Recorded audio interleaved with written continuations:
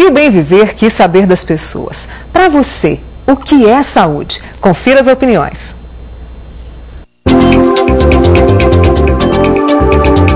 Saúde é principalmente a pessoa se sentir bem consigo mesmo. Saúde é você cuidar bem da alimentação, do corpo e da mente. A pessoa está preocupada com a sua qualidade de vida, levando em consideração os hábitos alimentares e a atividade física. A saúde engloba um grande número de situações. Saúde é o transporte adequado, o transporte coletivo, é a segurança pública, é a educação, é o lazer, é o bem-estar, é uma família bem constituída, é um profissional realizado, é um esportista bem definido. Resumindo, saúde para mim é felicidade. E uma das dores de cabeça da Organização Mundial da Saúde são os efeitos da urbanização. Aliás, é o tema deste ano. Para conversar sobre as consequências e o que cada um de nós pode fazer para diminuir os riscos, estão comigo o médico psiquiatra Luiz Carlos de Oliveira Júnior e o professor doutor em Geografia Urbana, Vitor Ribeiro Filho. Obrigado aos dois, já que hoje é um feriadão. Obrigada por terem vindo. Eu já começo com você, Luiz. Quais são os efeitos da questão da cidade grande ou da cidade média na nossa vida, na nossa saúde? As cidades grandes, como grandes aglomerados de pessoas, elas determinam uma forma de viver diferente, em que a urgência é muito presente, a pressa.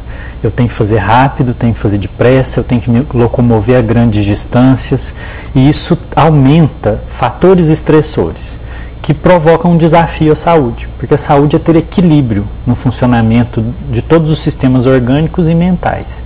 Então esses fatores estressores vão desafiando essa nossa capacidade de ter equilíbrio. Então um dos problemas grandes com a urbanização, por exemplo, é a ansiedade. Eu tenho um perigo sempre à minha frente, o perigo de chegar atrasado, o perigo de perder um compromisso. Que essa urgência provoca. Que essa urgência, que a estrutura da cidade provoca. Eu tenho pouco tempo. E pouco tempo para ter espaço para manejar a saúde ali dentro, para ter um espaço livre. Então tem sempre um perigo de perder alguma coisa, de perder um compromisso, e eu vou ficando ansioso. Isso vai trazendo consequências, a saúde, tanto física quanto mental. Mental, quais são as consequências? Porque a ansiedade ela vai levar a algum outro tipo de problema, Luiz? Sim, vai levar. Os próprios transtornos de ansiedade mesmo, mas esse estresse ele serve como gatilho para outras doenças, dependendo da constituição de cada pessoa, como depressão, o desencadeamento de crises de outros transtornos mentais, pânico. Isso torna algumas doenças mentais mais complexas, como por exemplo a esquizofrenia tem um prognóstico pior quanto maior o centro urbano onde o paciente está. Então, são vários transtornos que sofrem mudança na sua manifestação com esse aumento de estresse. Vitor, você que é doutor em Geografia Urbana, as nossas cidades já estão, ou quem cuida dessas cidades, essas pessoas já estão tomando consciência de que é preciso trabalhar para garantir a qualidade de vida, porque a urbanização prejudica a nossa qualidade de vida. Sim, isso vem ainda um pouco sendo feito de forma recente, mas a gente nota que as pessoas estão preocupadas com o estilo de vida, com a qualidade de vida. Se a cidade já tem o saneamento básico, aquela infraestrutura necessária, nós temos que procurar outras coisas para que esse ambiente físico e possivelmente e depois social, ele nos proporcione uma qualidade de vida saudável. Aí a gente pode discutir o que é uma cidade saudável. A cidade saudável é aquela que continuamente ela vai criar e desenvolver os ambientes físico e social, e isso interfere no nosso organismo. Por exemplo, cuidar da alimentação, do lazer, da saúde, mas para isso você tem que ter emprego, para isso você tem que ter um nível de escolaridade, educação, e para isso você tem que ter água, esgoto, energia, toda uma infraestrutura básica, porque senão não tem como nem começar a discutir cidade saudável se você não propicia uma moradia adequada para a população, seja de Uberlândia, seja de uma grande cidade ou de uma pequena cidade.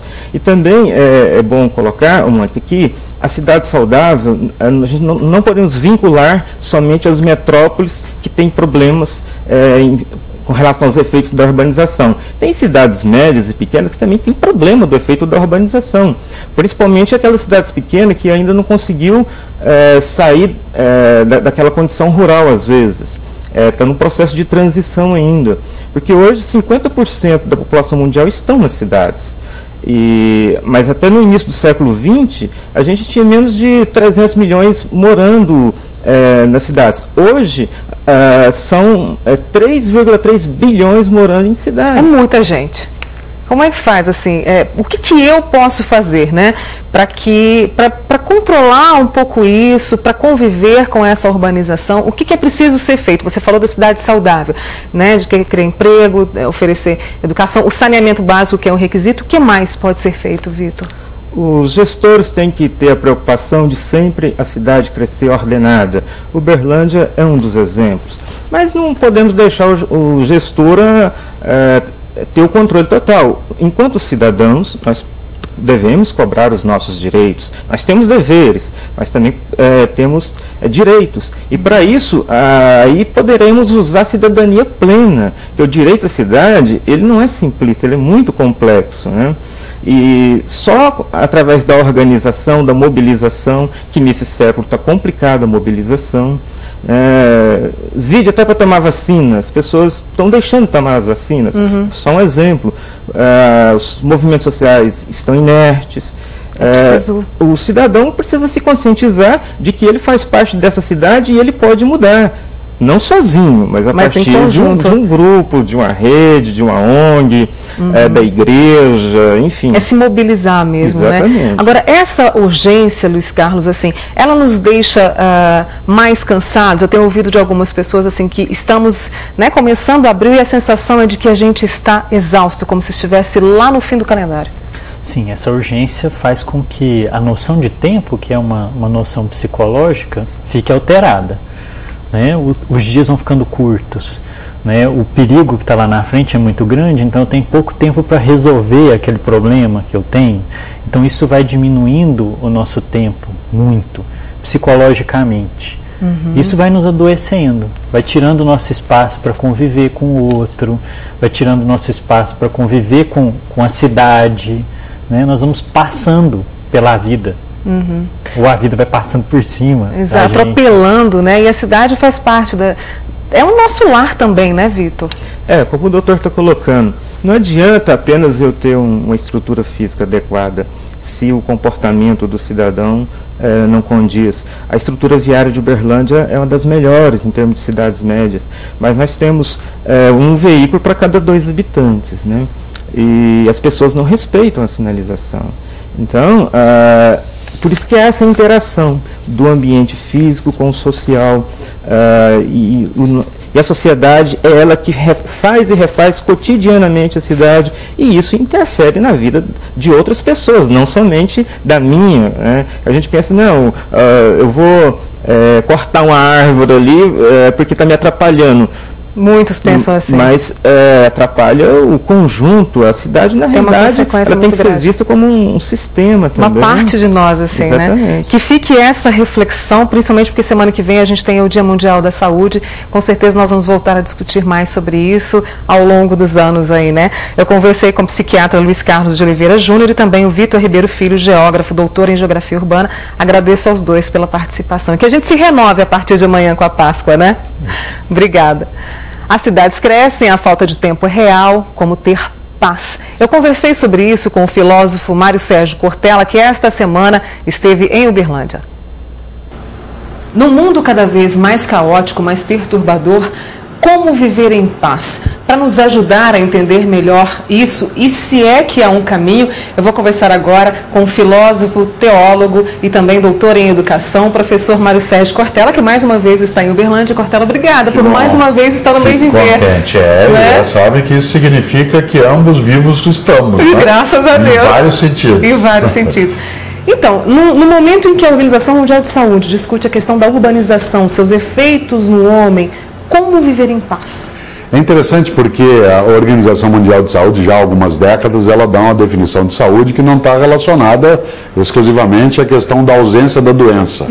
Né? A noção de saúde ela é muito mais completa. Ela é, de fato, uma vida saudável. E uma vida saudável é uma vida em paz. A paz não é ausência de perturbação.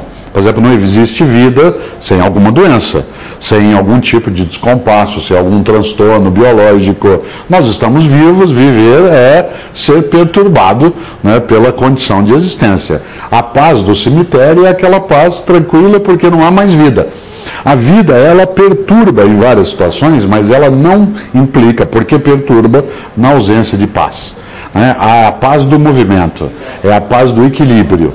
E essa paz do equilíbrio, ela não é o equilíbrio da imobilidade, é a paz na bicicleta. Né? Por exemplo, numa bicicleta você fica equilibrada ou equilibrado porque você continua em movimento. Na bicicleta você cai se você parar.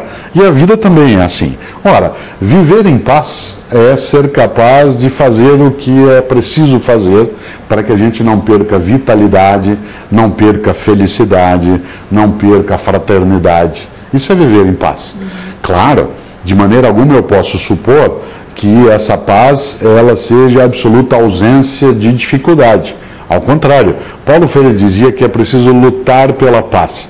Parece meio contraditório lutar pela paz, como se fala na ONU em força de paz, mas ainda assim lutar pela paz significa supor que a paz não é o não movimento que você fica sentado aguardando e ele vem até você.